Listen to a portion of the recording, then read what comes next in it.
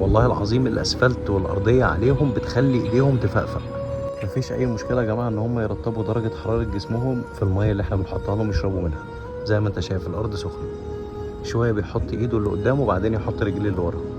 ازايز الميه بيشرب منها طيور وكلاب وقطط. ده مش بيشرب ده. انت عامل الميه ايه؟ تعال تعال تعال تعال نعمل معاك الصح. سبحان الله. جو حر انا عارف، ملتمس لك العذر. ذلك الأعمال الصالحة، الكلمة الطيبة صدقة، اتقوا النار ولو بشق تمرة، فمن يعمل مثقال ذرة خيرا يره ومن يعمل مثقال ذرة شرا يره.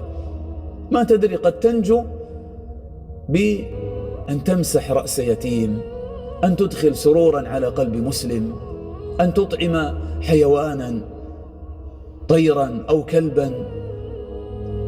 عندما تقبل رأس أمك وأبيك ما تدري كم يكون لهذه القبل من الوزن عند الله. عندما تصلي ركعتين في جوف الليل، عندما تدمع عينك من خشية الله أو من الشوق للقاء الله. فمن يعمل مثقال ذرة خيرا يره ومن يعمل مثقال ذرة شرا يره.